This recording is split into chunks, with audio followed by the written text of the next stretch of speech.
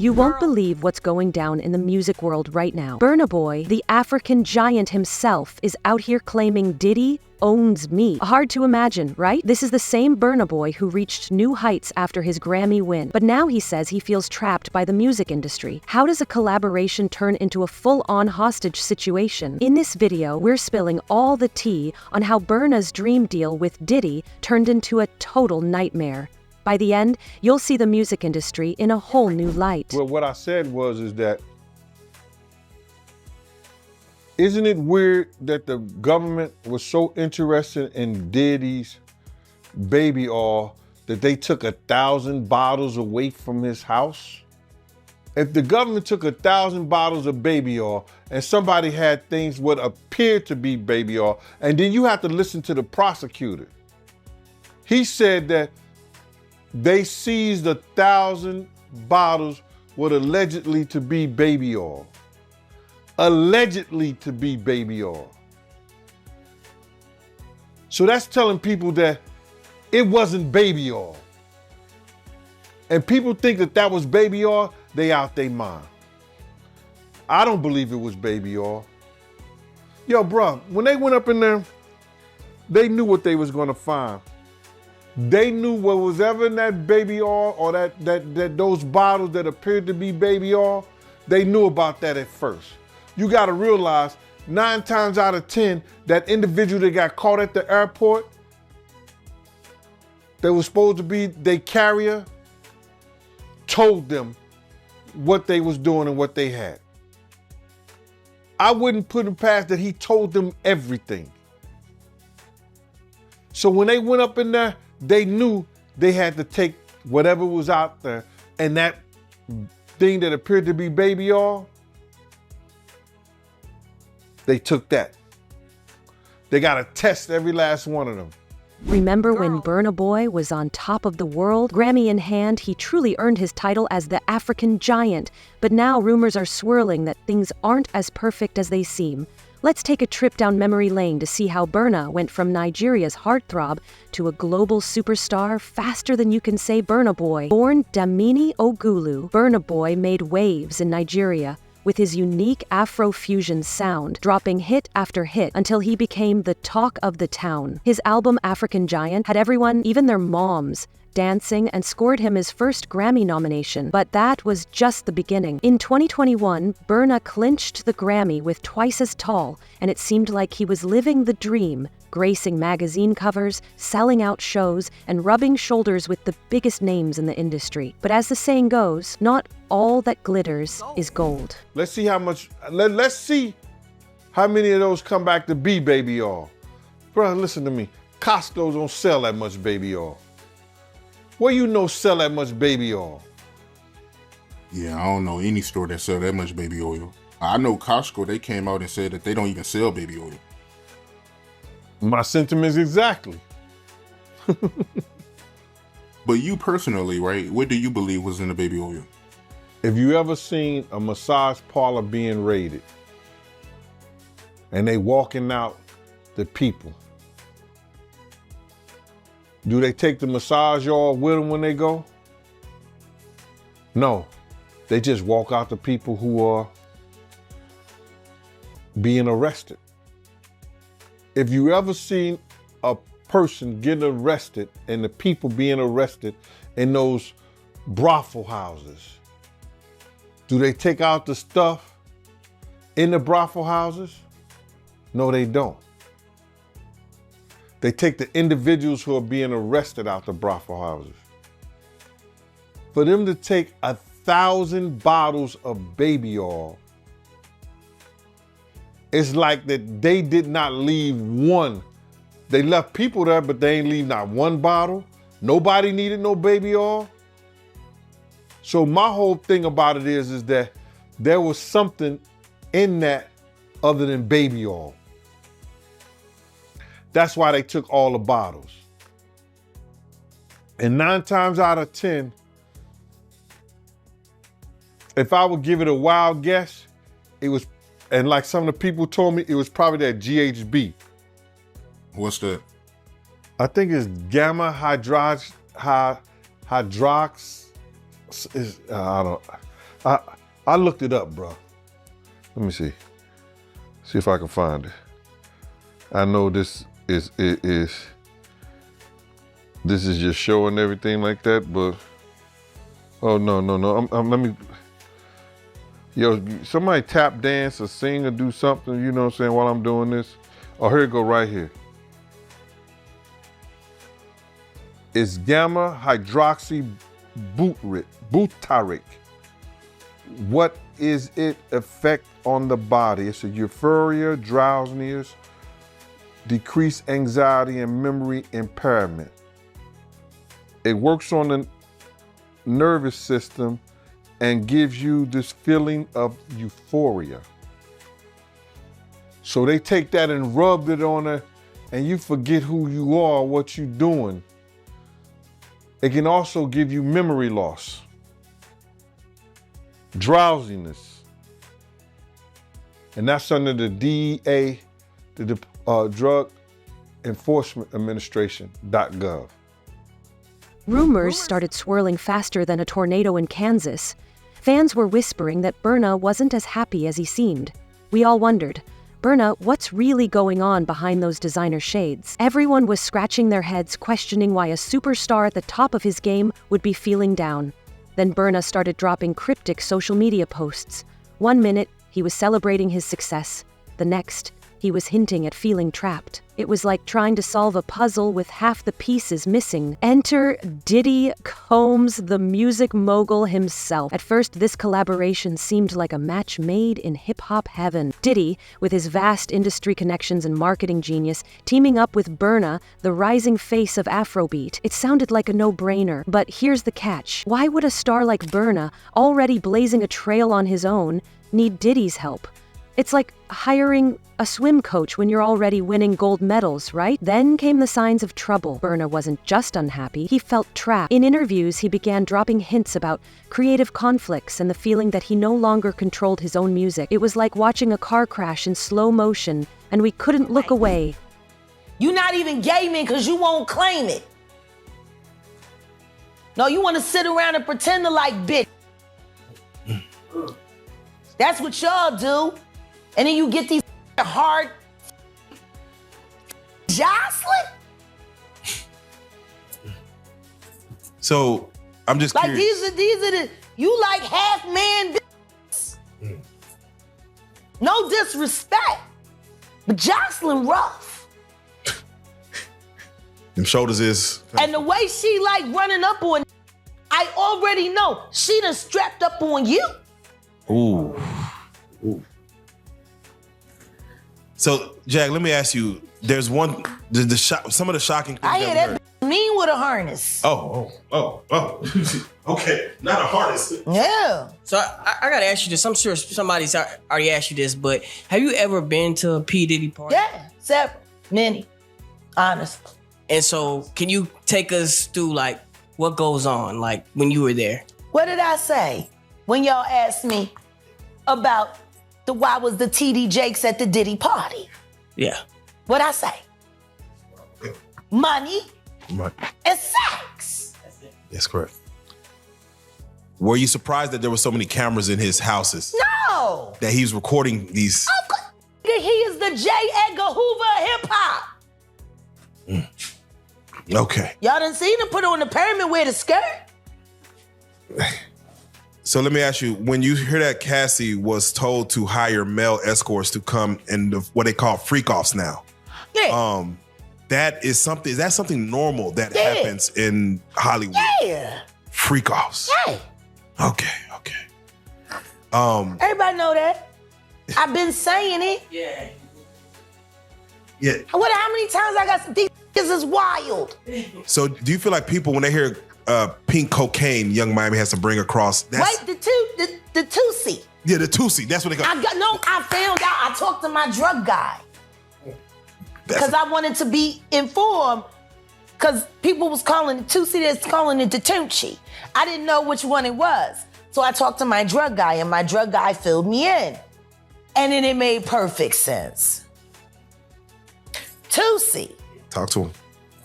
Drugs with Jaguar. Let's talk. Drugs education. 101. So 2C is the cocaine, but they take the ketamine and cook it up. And they fold it into the coke. Now, if you don't know what ketamine is what they call on the street Special K. It's a veterinary drug. It's a horse tranquilizer. Now, gay men have been using this for years. See, back in the day, if you went to a gay party or a gay rave, there were certain drugs that you would always find on hand. Viagra, ecstasy, Special K, and cocaine. Now, see, the cocaine keep you up all night, but unfortunately, it gives you limp noodle because of with the blood flow. So you wants to fuck with a half-hard dick all night. So that's why you have the Viagra to make sure that the dick involuntarily stays hard while you're numbing your fucking self with the coke. Now, see, the ketamine, that's a horse tranquilizer. So that relaxes all your muscles.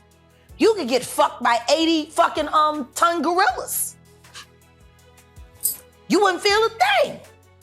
So now, your dick is gonna stay hard. You numbed up and you high. You got the ketamine in you so you don't feel shit. And then you add the ecstasy to put in the feeling that you've now blocked out. And now you got a party. Freak off cocktail. Yeah. Now you might be thinking, how bad could this deal really be? Well, let me tell you, it's not just bad, it's downright scandalous. Rumor has it Burna Boy's contract with Diddy might be so twisted that it makes those old-school record deals look like child's play. Let's dive into what we know about this arrangement between Burna and Diddy. On paper, it sounds like a dream team. Burna Boy, the African giant, teaming up with Diddy, the bad boy of hip-hop. You'd think it'd be all champagne, toasts, and hit records, right? But word on the street is there's way more to this story than meets the eye. At first glance, the contract probably looked pretty standard. Diddy's label handling distribution, marketing, and all the behind-the-scenes stuff, letting Burna focus on his music. Sounds like a great setup, doesn't it? But here's the catch. There's always fine print, and this fine print is giving off some serious sell your soul to the devil vibes. These music contracts are often more complex than decoding mixed signals from an ex. We're talking about clauses covering everything from royalties and advances to merchandising and touring. And trust me, some of these clauses are sneakier than that one friend who forgets her wallet every time at brunch. I know a lot of people want to hear these stories and everything like that because this is stuff that happened back in the day. And then maybe that if they knew there was going to ever be a YouTube or they knew there was going to ever be social media, a lot of the stuff probably wouldn't have got played out like it did.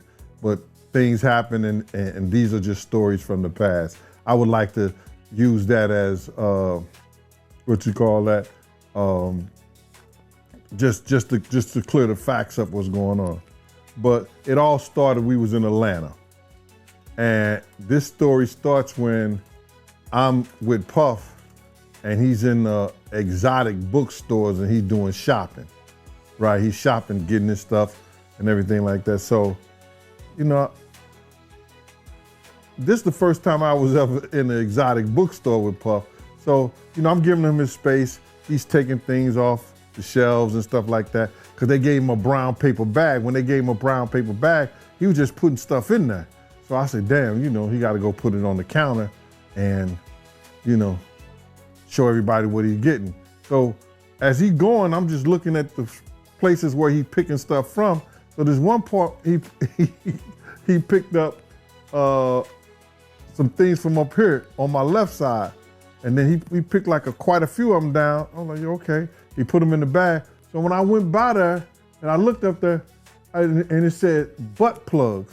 And I was like, hey, yo, I was messing with him. Because people don't understand, you know, we was like friends. He was a part of the same gang. So I'm still gonna tease him. I'm still gonna mess with him and everything like that. I could do that.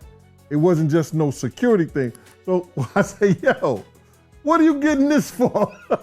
And it said butt plugs. And he was like, yo, can I do my shopping by myself? I said, yeah, you could do it by yourself, brother. And he started walking and everything like that. When he got to, I just waited at the counter. So when he got to the counter, he didn't even have to show the guy nothing. He just gave the guy a wad of money. I mean, like he gave the guy a stack something like this. And Puff wasn't the dude that carried no 20s and no 50s or nothing like that. And I mean, like, he just said, boom. And we walked out the store.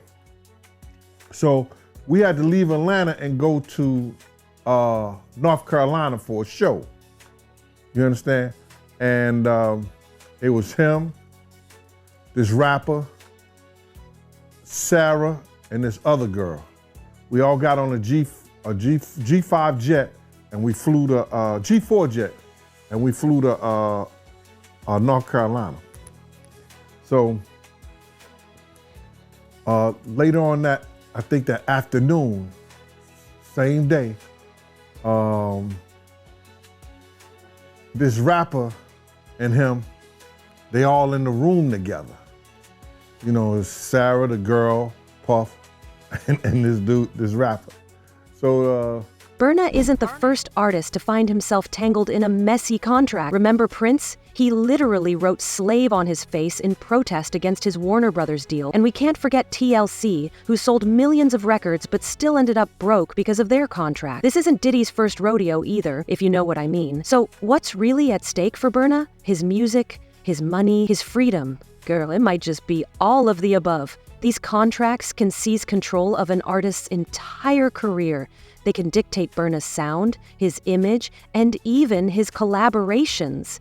It's like being in a relationship where your partner controls what you wear, who you hang out with, and even what you eat for breakfast. Now, here's where it gets juicy. Burna dropped a bombshell that had us all gasping. Turns out, he might have signed away more than just his music. In a recent interview, Burna hinted that the contract gives Diddy a cut of everything. And I mean everything. We're talking his tours, his merchandise, even his endorsements. It's like Diddy has his hands in all of Burna's pies, leaving him with little more than crumbs. I'm hearing at the door and stuff like that, like, yeah, so then next thing you know, somebody rang the doorbell. We had the presidential suite where we was at. So I opened the door and the dude said, yo, I'm here for my cousin. I said, who your cousin? And he said, Ja Rule. I said, well, he busy right now. He said, he busy doing what? I said, he with Puff, they're in the room, they busy, they don't want to be bothered. He said, well, I'm going in there. I said, bruh, you ain't going in there because he told me they don't want nobody to be bothering them. And he was like, yo, I don't care, man, I'm going in there. That bull like that. I said, yo, bruh, Jesus Christ had to come down here and take the air out of my body before you get in that room right there. Watch.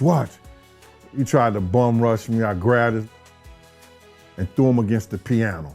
When I threw him into the piano, Puff and Ja Rule runs out the room. Puff got his towel, Ja grabbing his towel, but they butt the naked. And so then Ja was like, yo, what's going on? Yo, G, that's my cousin. He know me well, you know, and Puff was like, yo, G, what happened? I said, he tried to get in the room. I told him he couldn't get in the room. And he was like, he just looked, Puff looked at Ja. He said, yo, Ja said, you ain't want to go in that room because there's a lot of freaking going on. So I was like, oh, he said it was a lot of freaking going on. So that was basically that story, man. You know what I'm saying? They went back in the room. Dude felt a certain kind of way and he left out. So I seen them at the concert the next day and they tried to, you know, form up against me. But my man Frank was like, I told my man Frank, I was like, yo, Frank, put yourself in that position. Somebody trying to get in the room and Ja told you don't let nobody get in the room. What would you do? Now y'all can do whatever y'all want to do, man, but you know I ain't taking no losses. He said, yo, you good, and that was it. Bruh, when Ja said, you don't want to come up in there, a lot of freaky stuff is going on. You got to use your mind. What they was doing with those butt plugs. right.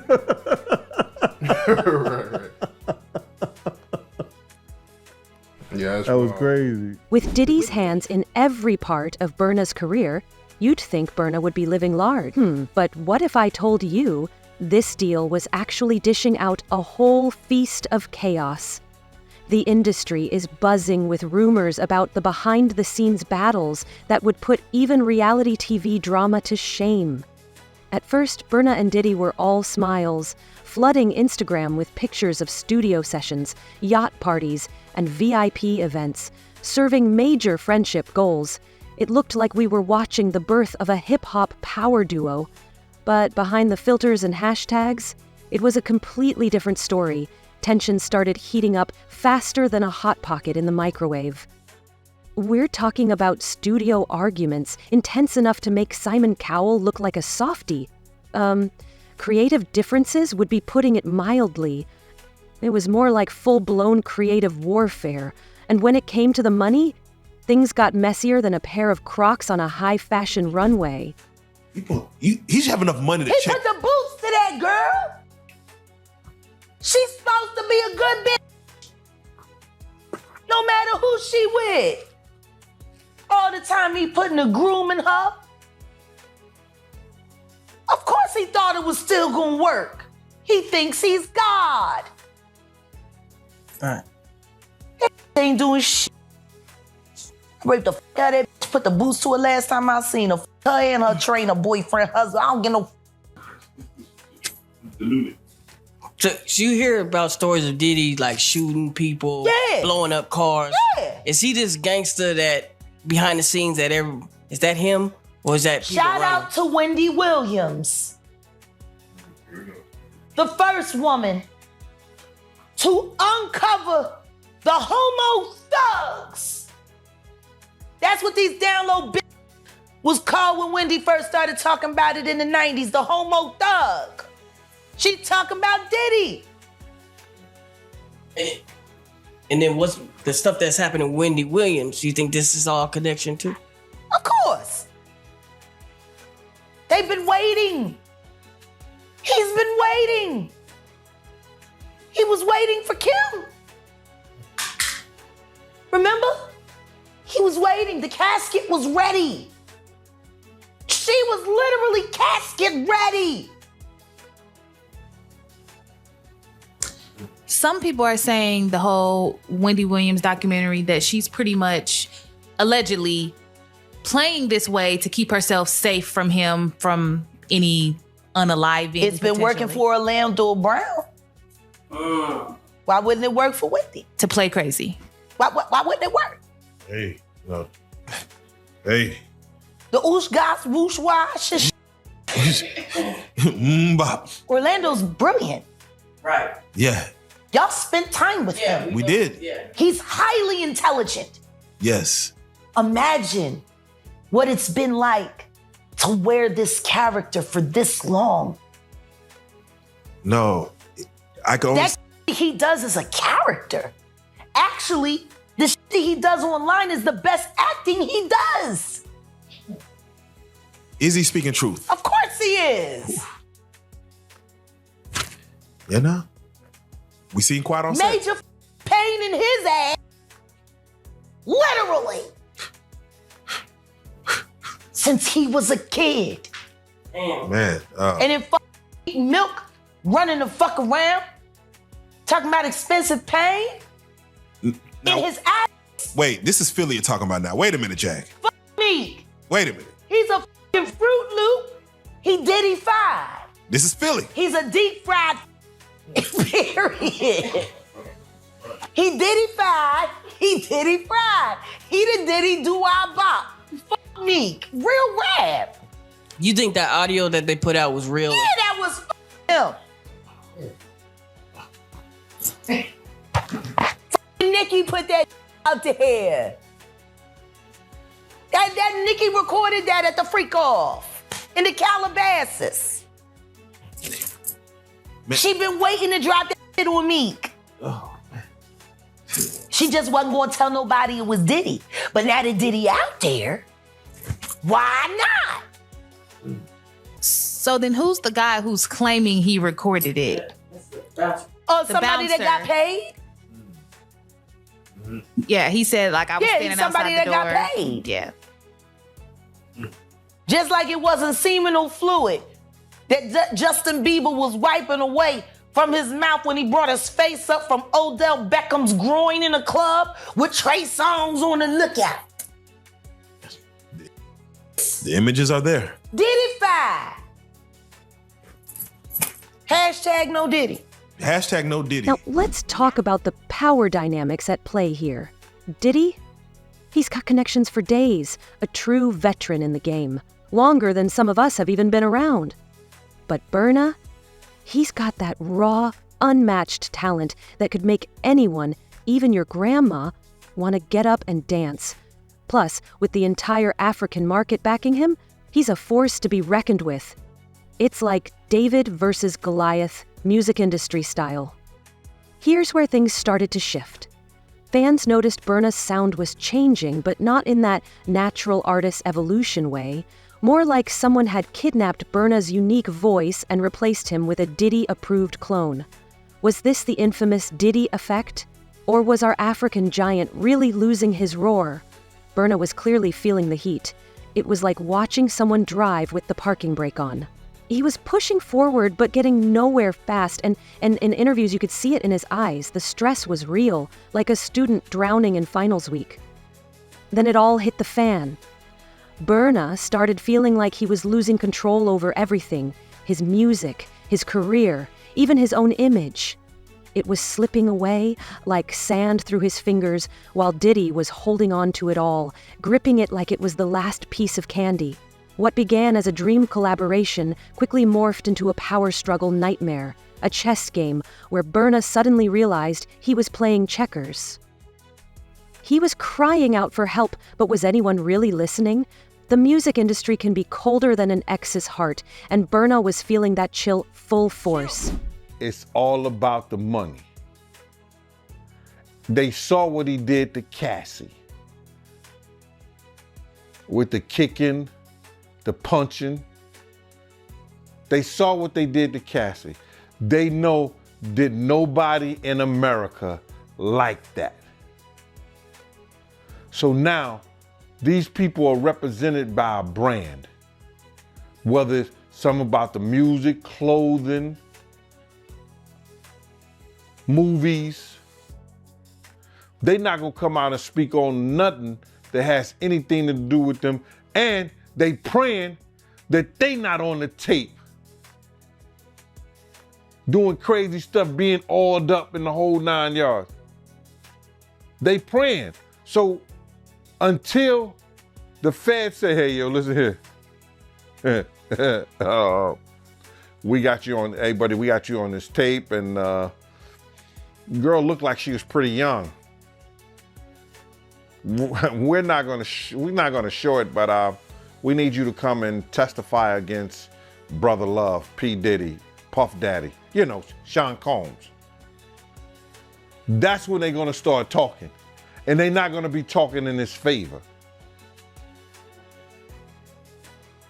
When the feds come to them and show them what they got on tape, because if he had 250 tapes all over, 250 cameras all over the house, somebody got caught stealing a cookie out the cookie jar. It could be your favorite pastor. It could be your favorite politician. But they didn't think they was being watched. And Brother Love was watching. Yeah, I mean, TD Jakes, he haven't even came out and said anything. And him and Diddy was real cool. Amen. Amen. Yeah, man. And I know the people in the congregation over there is shaking in their boots because this man then led them probably, allegedly probably led them to damnation, because those people's hearts are gonna be broken if that man is seen on those tapes doing anything. Because people always put their faith in the pastor instead of putting their faith in God. And what they need to do is understand that he's just a man.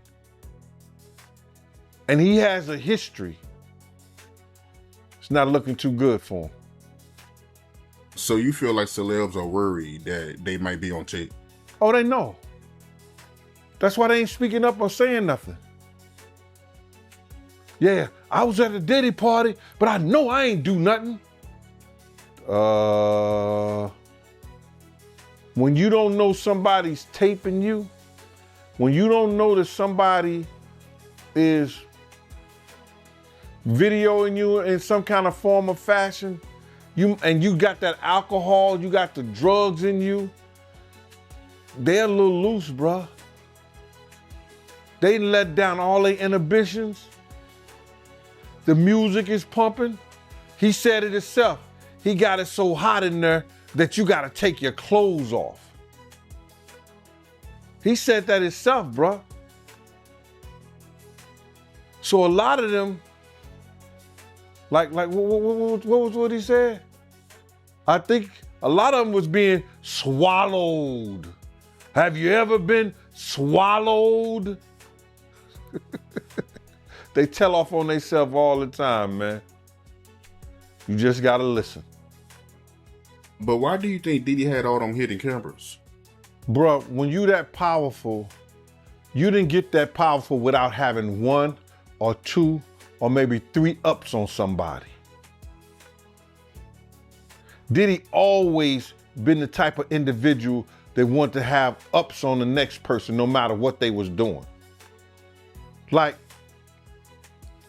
he always played artists against each other. He did it to Big, he did it to Craig Mack. You understand? I said before, he did the stuff to Ja Rule, you know what I'm saying? So had the ups on Ja Rule so he could go after Jay-Z. You understand what I'm saying? So he always played those kind of up games on people. So to have those cameras and know what he was doing, it's gonna give him the ups on everybody who came to that party. Even your favorite basketball player. Ain't no party like a Diddy party. We know who said that.